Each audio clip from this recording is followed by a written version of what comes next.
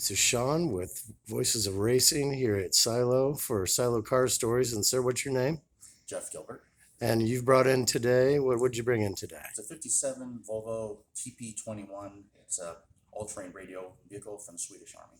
Okay, well, we're going to go take a look at it. Oh. All right, so this is the vehicle. And what year again, you said? 57. A 57. So tell me about the engine a little bit. Well, this is not the original engine. That's the first thing I should say. They originally came with a 90 horse Packard derivative, and these things are geared to basically climb mountains. Top recommended speed was 48. Someone over the history of this vehicle has dropped a 350 in it. This is actually a pretty common one. They've used a lot of the accessories that are original for the car, but the engine is a V8 350. All right, and then the tires? These are original tires, as far as I know. I think they're 35s.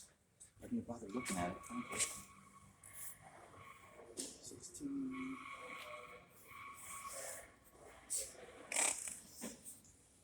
I was gonna need my glasses.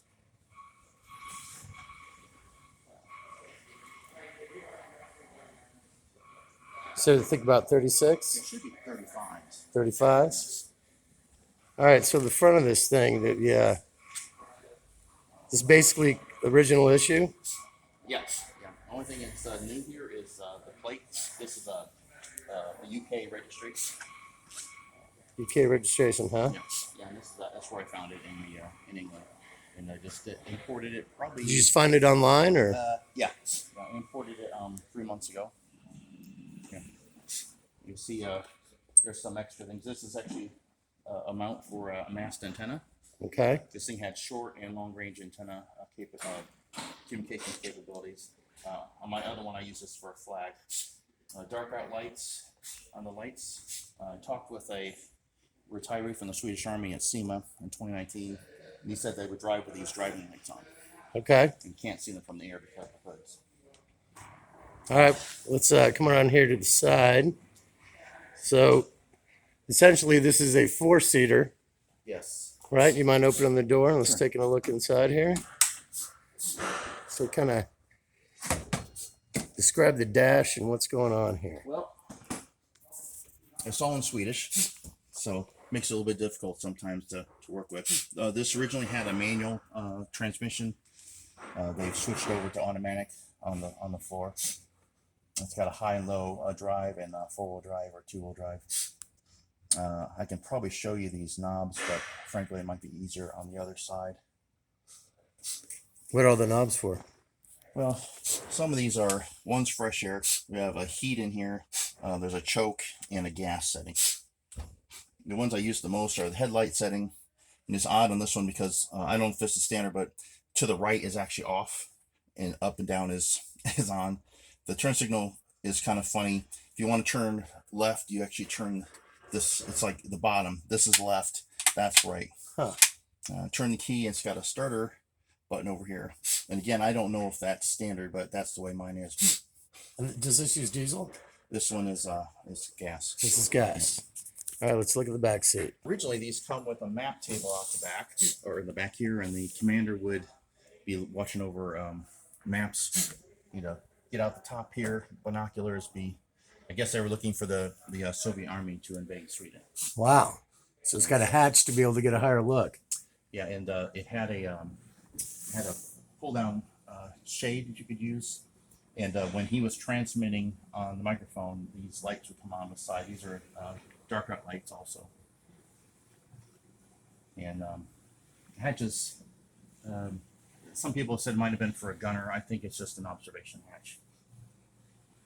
But if need be, a gunner. Yeah, it could be. Yeah. All right, so let's check out the back here. So you got your extra gas tanks, obviously. Spare tire. Spare tire. And originally, this vehicle would be equipped. They would have a bicycle strapped on the back. Okay. And usually shovels and things on the top. And the mast and antenna array would come into pieces. They would have on the top strapped down. And the short range antennas, front and right, back here. I've not seen an original one. I think I don't think they held up very well. So what do you plan on doing to this? I was going to restore it and drive it, and I'm still I'm still debating. I've done a resto mod on one. It turned out really nice, but I promised my wife I wouldn't do it again. And the other one you have, you just kind of mention that, if you will. Yeah, I have a 56. It's a resto mod. It was in 2019 SEMA won top 10 truck. It's really beautiful. It's got a Cummins 6 BT 12 valve diesel in it with a compound turbine. It's a little bit lift. I think it's about 4 or 5 inches taller than this. I think you guys have probably seen it around, and it will be in storage sometime in December. This thing is a beast. Have you ever taken it off-roading? Yeah, a little bit. Not anything huge, but it does throw you around quite a bit. It definitely was not designed for comfort. And you were talking about the gears earlier, as far as going through transitions, and how are you gonna have to basically rectify that? Well, the other car, I dropped the suspension. I put a '94 Dodge Ram on it. I wanted to kind of keep the original suspension, but that requires, this has a custom gearbox in it. I think the only thing I'm dealing with right now is probably the gear selector. It came loose basically when I was headed down here. Okay. Have you named it? Oh, no, not yet. Not yet. If you name it, you got to keep it. You got a name for the other one? I call it Babe. Babe. Blue Babe. The Blue Babe. Yeah. Well, this is beautiful. So here's a nice shot of the dash